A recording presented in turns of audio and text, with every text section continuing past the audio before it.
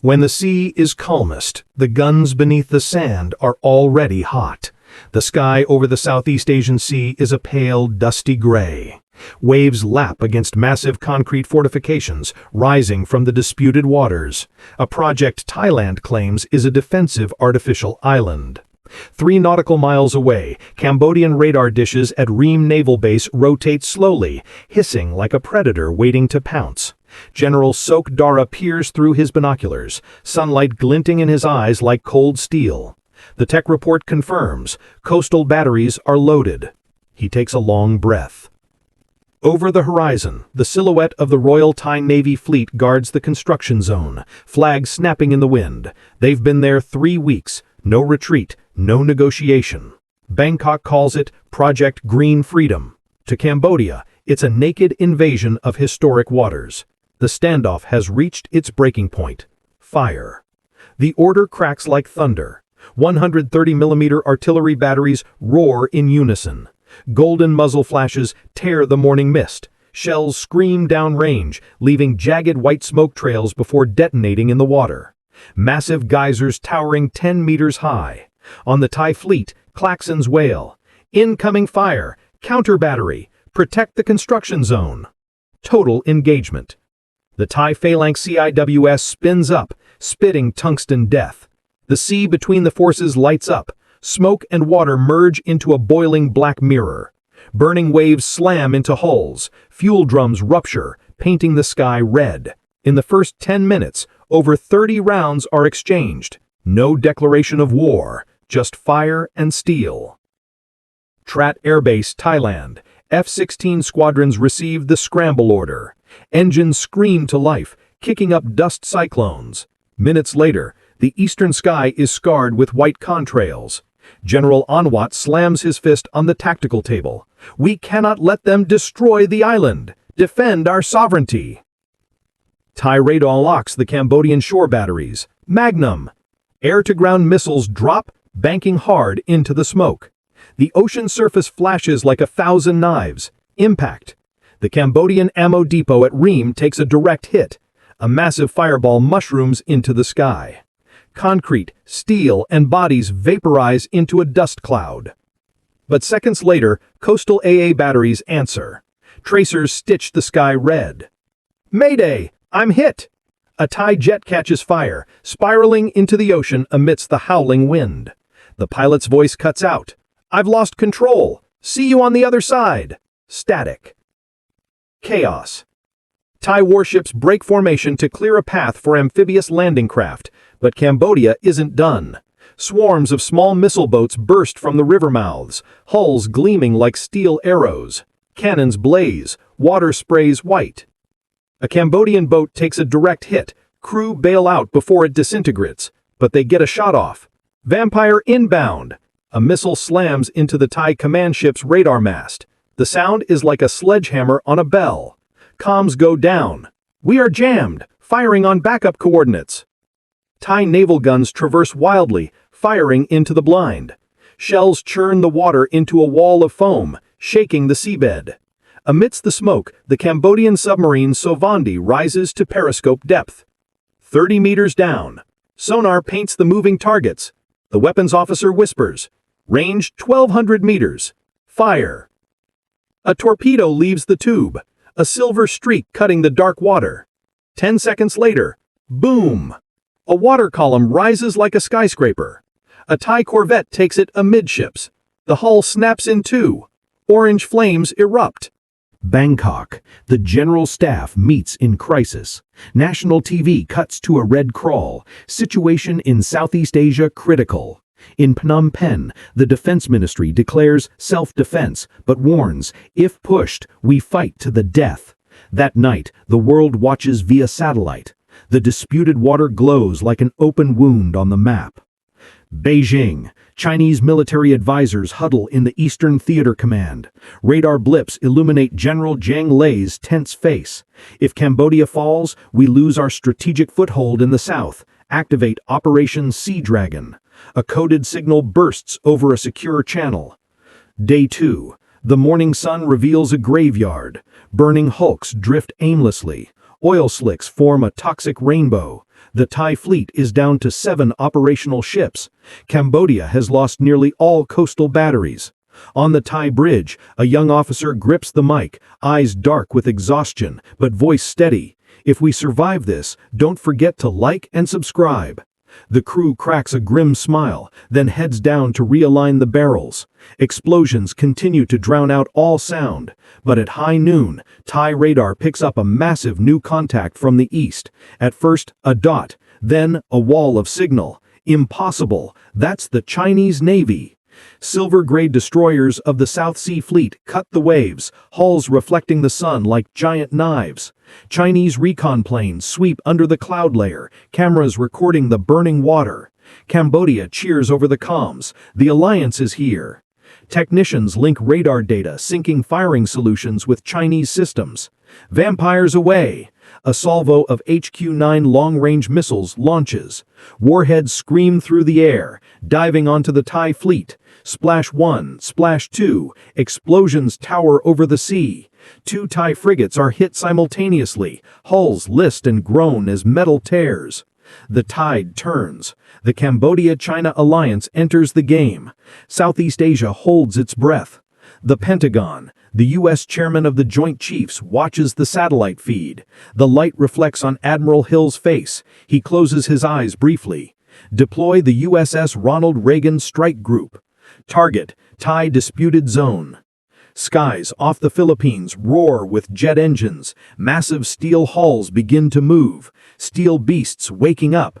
A war between 4 nations, a temporary alliance against a superpower.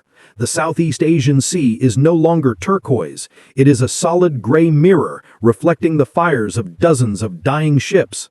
The smell of oil, smoke, and iron is thick enough to choke on. On the eastern horizon, silver glints appear. The Chinese and Cambodian fleets are merging formations.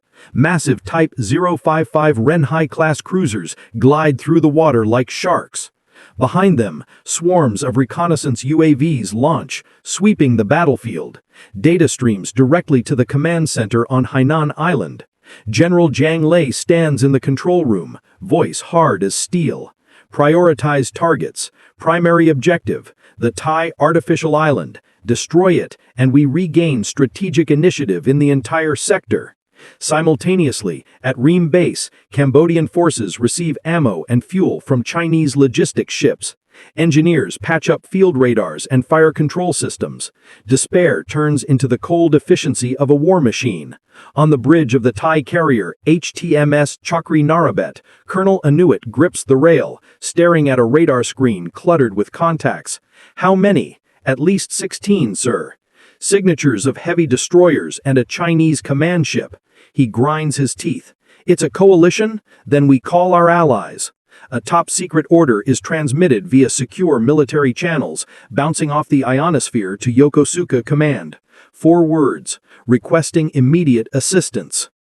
Across the ocean, red text scrolls on the Operations Center screen. Priority alert, Thailand, requesting assistance. Admiral Hills looks through the glass, blue light reflecting on his face. Activate Operation Iron Time.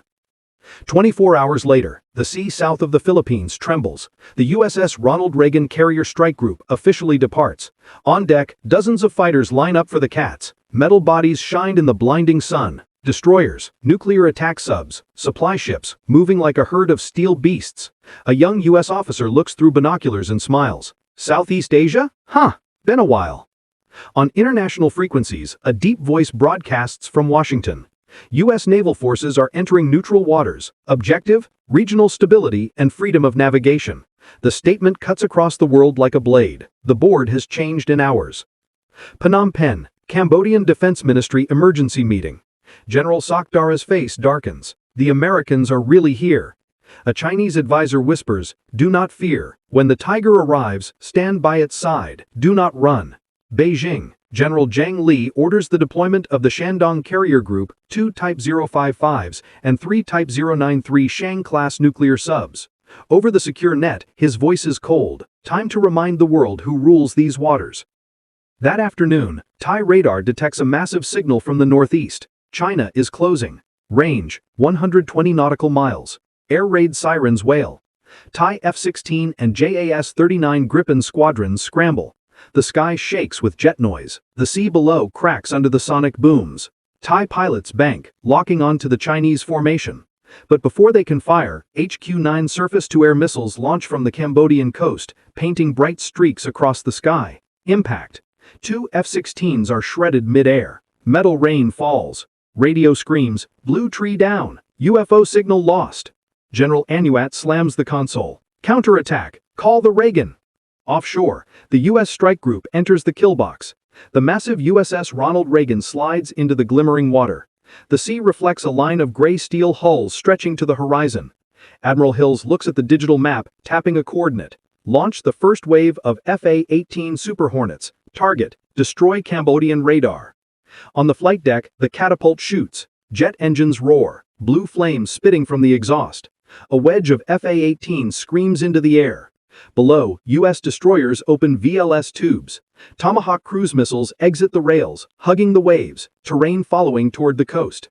They slam into the burning Cambodian shore. Seconds later, chain explosions. Ream base shakes. Earth, rock, and ammo depots detonate. The sky turns red. Cambodian defensive radar is wiped out. General Sakdara stands in the dust-choked command center, voice hoarse. "They are hitting us with precision-guided munitions. We can't return fire fast enough."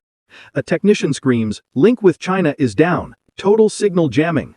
Dara looks at the screen, just white noise. "No, this isn't a battle between two countries anymore. This is a global weapons test."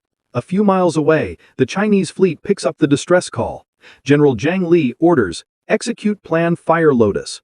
Over 20 YJ-18 long-range anti-ship missiles launch, vectoring straight for the Thai fleet. But U.S. radar is tracking. USS Preble engages Aegis defense systems. Dozens of SM-6 missiles intercept mid-air. Blue and orange explosions weave a web of death. Some Chinese warheads leak through. One slams into a Thai escort ship's stern. Explosion. Fire spreads to the water. An officer on deck screams through the smoke, "Captain, stern is gone!" The glow of the fire illuminates panicked rescue crews. Water floods the compartments. The ship lists, metal groaning in agony. Above, a Chinese J-16 squadron drops from the cloud layer, firing 2 air-to-air missiles. One Hornet takes a hit, vaporized. Debris spins in the sunlight. The wingman rolls, countering with an AIM-120. Direct hit on a J-16. Both aircraft burn, falling into the sea, creating 2 massive white geysers. The sky is a furnace. Smoke, fire, sonic booms, a symphony of chaos. Inside the Reagan CIC, Admiral Hills grips the radio. "Expand the safety zone. No one takes a step back." At that moment, a Chinese Type 093 sub closes in. Torpedo away. It tears through the water, slamming into the Thai formation zone. A massive boom. A frigate is lifted out of the water, hull snapped in two. But seconds later, U.S. sonar picks up a thermal bloom deep down. Submarine detected. Counterfire. The silent service. Below the surface, American torpedoes glide through the abyss in deadly silence. The sonar screens flicker. The sound of metal groaning echoes through the hydrophones. Ping, ping, then a high-pitched whine. The surface bulges, and a massive column of white foam erupts. Impact. A Chinese submarine takes a direct hit. The hull buckles, vanishing into the darkness. The entire sea seems to vibrate. Communications are jammed with static. Oil slicks spread, and heavy black smoke create a ceiling over the horizon. On the bridge of the Thai command ship, Colonel Anuat looks around. No one really wins in this war. Only the sea is dying. Before anyone can reply, the internal speakers crackle. New formation detected from the southwest. Second U.S. warship inbound. The fleet looks toward the sun, where golden light reflects off massive hulls dragging endless white wakes. Day 3. A new chapter opens. Sunlight cuts through the thick smoke, illuminating charred hulls bobbing in the swell. The sea smells of burnt ozone and blood. Small waves lap against the steel carcasses, crackling like the weak breath of a dying beast. High above, U.S. recon squadrons sweep the zone, gathering thermal data. Sonar buoys ping incessantly. The entire 100-mile radius is now a digital net. Inside the USS Ronald Reagan CIC, Admiral Hill stands before the 3D tactical plot. Red dots, Chinese ships, are moving in a V formation. Blue dots, Thai and U.S. forces. Report on the Shandong, range 180 nautical miles northeast, moving slow, likely launching aircraft. Admiral Hills narrows his eyes. Then we take the sky first. On the flight deck, the first wave of FA-18 Super Hornets powers up. Jet engines tear the heavy air, sunlight glints off white contrails scarring the sky. U.S. pilot Captain Miller grips the stick, smiling behind his visor. Let's show them who owns the sky. The Hornets shoot off the deck, forming a spear-tip formation. Below, the waves reflect the blue afterburners like thousands of glass shards. 200 miles away, on the Chinese carrier Shandong, J-15 Flying Sharks are launching. Engines roar like thunder. Two swarms of steel beasts rush toward each other in the clouds. The largest air battle since World War II is about to begin. Angels 12. Cockpit radar screams. Miller hears the AWACS controller. 5 bandits inbound. Vector 200. Maintain altitude. Weapons free. He pulls the stick. The Hornet banks. Nose pointed at the enemy. Both sides pop flares, lighting the sky like fireworks. American AIM-120 AMRAAMs leave the rails, screaming away. Splash 1. A Chinese jet explodes, wing shearing off. But seconds later, a PL-15 counterfire pierces the smoke, slamming into a Hornet. Debris spins. Fire burns red like falling stars. The sky becomes a massive shooting gallery.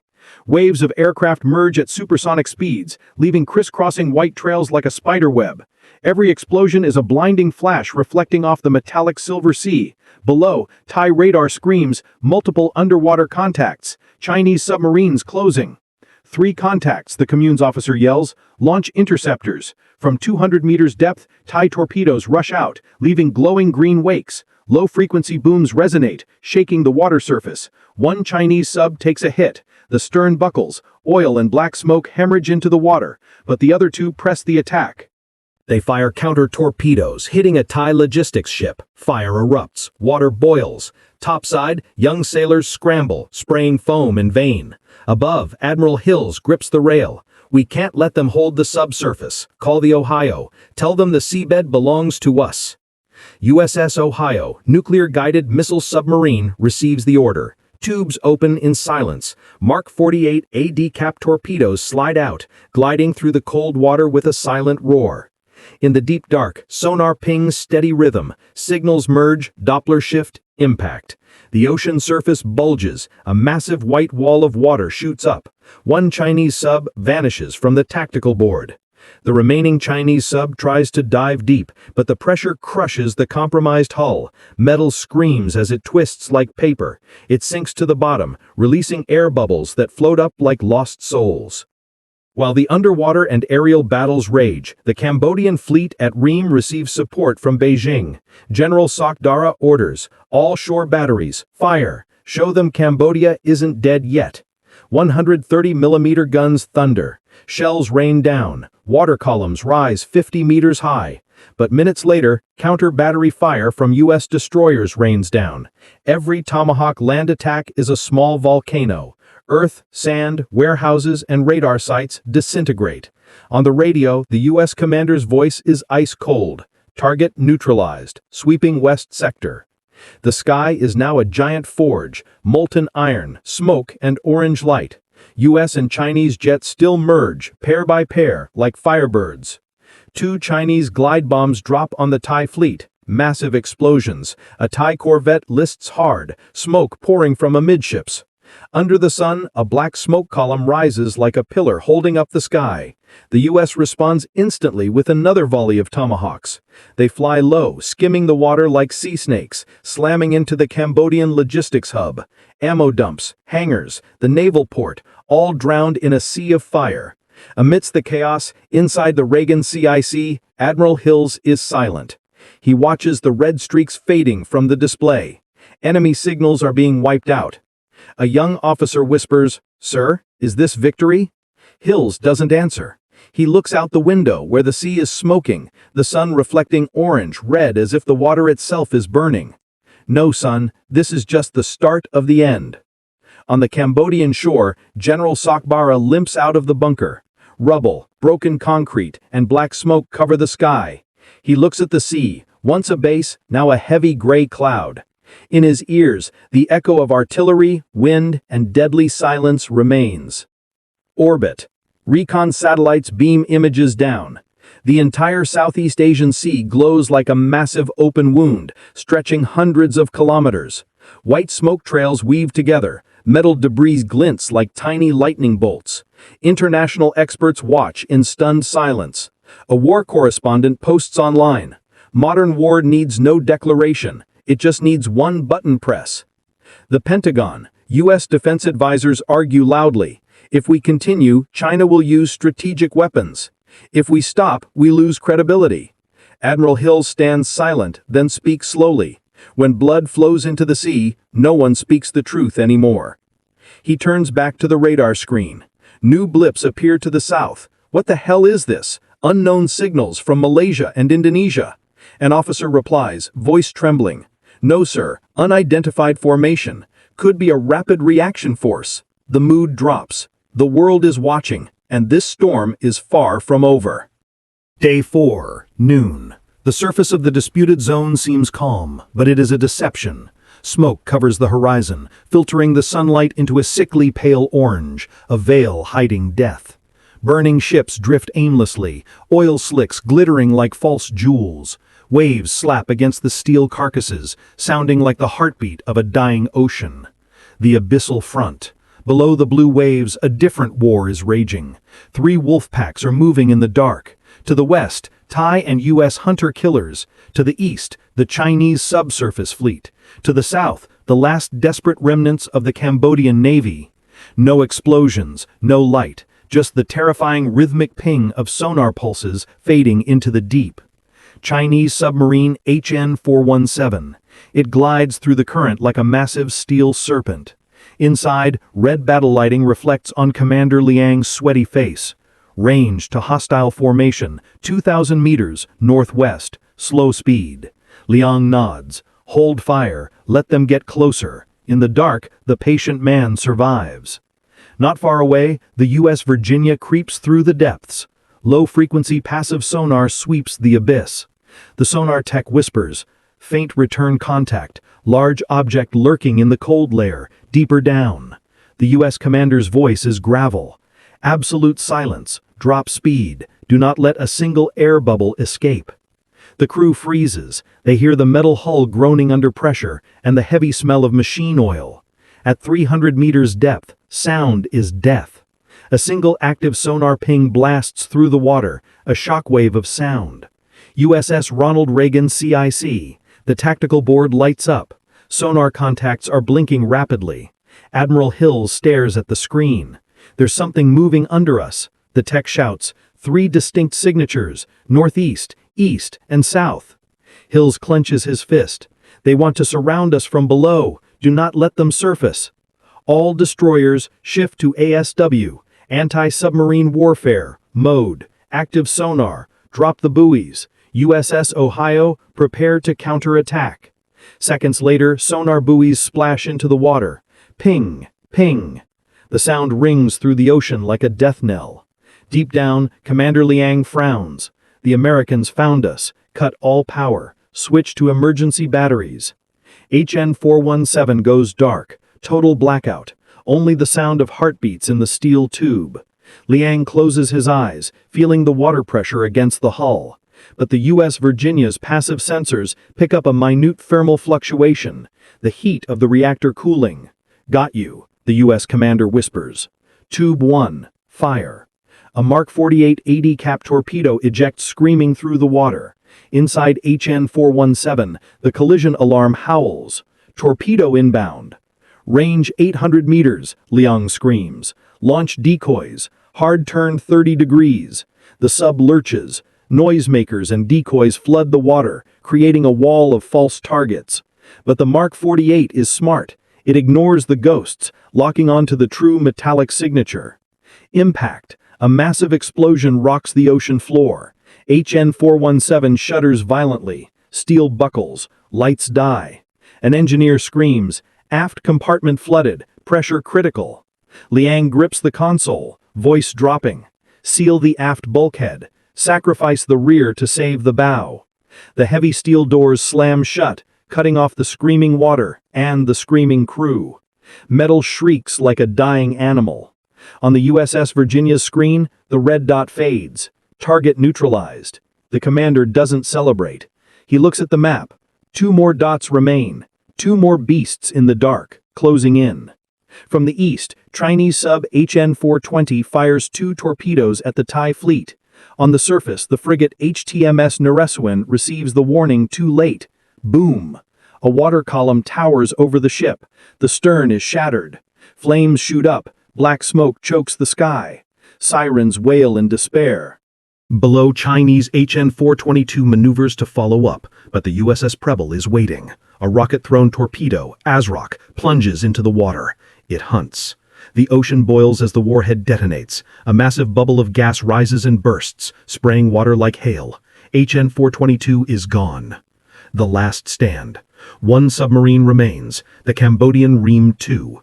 Old, slow, but hiding in the thermal shadows. Captain Chan Virik knows this is the end. If this is our final voyage, we go with honor. He orders, fire on the American fleet. A torpedo leaves the tube, trailing a pale green wake. But it never reaches the target. U.S. anti-torpedo defenses detonate it mid-run. The shock wave slams back into the Cambodian sub. Pressure gauges explode. A crack runs down the hull. Chan looks at the ceiling as the lights flicker and die. The sea will remember us. The sub sinks silently into the abyss. No debris, just bubbles vanishing into silence. Surface. Admiral Hills looks out the window. The seabed is now a graveyard of steel. The tech reports. No hostile subsurface contacts. Hills nods. Good, but remember, when the sea goes silent, the sky catches fire. He turns. Prepare for total air assault. Air wing launches in 10 mics. Hainan Base, China. The report comes in. Submarine force wiped out. General Zhang Lei slams his fist on the table. His voice is ice cold. If they want to fight to the end, then the sky is where we finish it. He orders, activate Plan Heaven's Flame. Deploy the full J-20 wing and H-6 bombers. Sunset. The eastern sky glows, not from the sun, but from the afterburners of a massive air armada. Silver wings lift off the runway, trailing red exhaust like bleeding wounds in the sky. The final storm is coming. Twilight. The sky turns a bruised purple-red. The sun is choked out by thick smoke columns spiraling from hundreds of drifting wrecks. The sea is a burning mirror, reflecting the carnage where life and death intersect. Tonight, darkness brings no peace. It is merely a curtain for the steel storm forming in the upper atmosphere. Hainan Island. Chinese J-20 stealth fighters lift off, their delta wings slicing the moonlight like silver blades. Behind them, H-6K strategic bombers lumber into the air, heavy with CJ-10 cruise missiles. A formation stretching for miles, silent, deadly. On the carrier Shandong, radar screens glow with eerie green light. General Zhang Lei traces the map with a trembling hand. Tonight the sky belongs to us. He gives the order. Target USS Ronald Reagan. USS Ronald Reagan. The flight deck is a frenzy. U.S. pilots are prepping for their fifth sortie in 24 hours. Jet engines scream. Blue exhaust flames illuminate the sweat-soaked faces of the deck crew. Admiral Hills steps onto the bridge, voice thundering.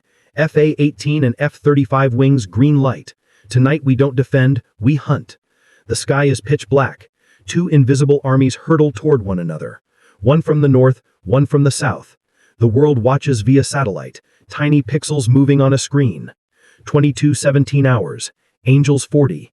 Captain Miller hears the AWACS warning in his headset. Bandits inbound. Formation of J-20s, range 90 miles. Miller adjusts his oxygen mask. No one sleeps tonight. Both sides activate active radar simultaneously. The sky flashes. Air-to-air missiles streak through the dark, burning tails shrieking like banshees. The merge. The first J-20 takes an AIM-120 to the fuselage. A massive fireball erupts. But seconds later, a US 4-18 is painted. PL-15 impact. The Hornet disintegrates into metal confetti. The sky lights up with hundreds of missile trails, tearing the cloud layer apart. Below, the sea flashes like a strobe light under a lightning storm. Saturation attack. Reagan radar tech scream. 16 J-20s closing. W formation. Range 30 nautical miles. Hills doesn't blink. Activate Aegis Baseline 9. Give them a taste of the 21st century. The destroyer screen surrounding the carrier opens fire. SM-6 missiles leave the VLS tubes, accelerating to Mach 3.5. White spears of light stitch the sea to the sky. At 12,000 meters, a J-20 pilot screams over the radio. Missile launch! Brake left! Too late. Two SM-6s detonate. Two suns bloom in the night sky.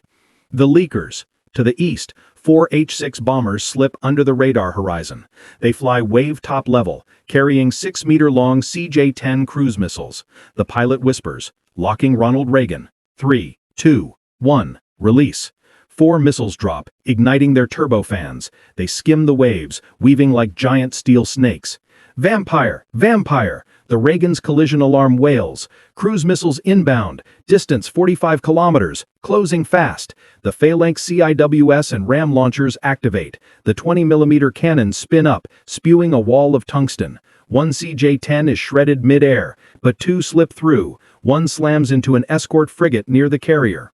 Impact. A fireball towers 200 meters high. The night turns to day. Admiral Hills shouts into the mic. Counterattack. Vector the F-35s to Hainan.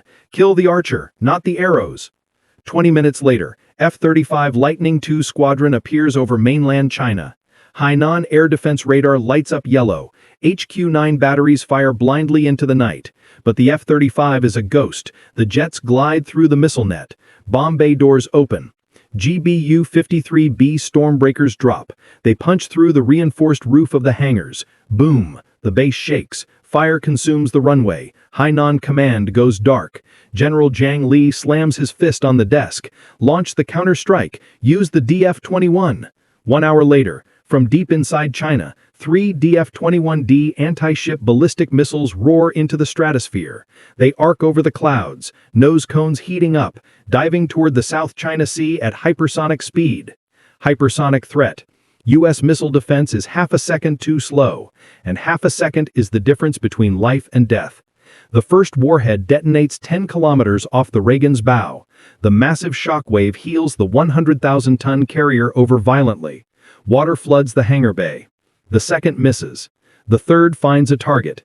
An Arleigh Burke-class destroyer takes a direct hit. The ship snaps in half. The sound of tearing steel screams across the ocean. On the Reagan's flight deck, sailors are thrown to the non-skid. A young kid looks up, blood on his face, watching the sky burn. Beautiful, like fireworks from hell. The steel storm rages all night. Hundreds of aircraft carcasses and missile debris rain into the sea, a metallic downpour never seen in history. Dawn. The sun rises over a gray, dead world. The water is a slurry of oil and ash, reflecting thousands of floating debris shards. The U.S. and Thai fleets are battered, but standing.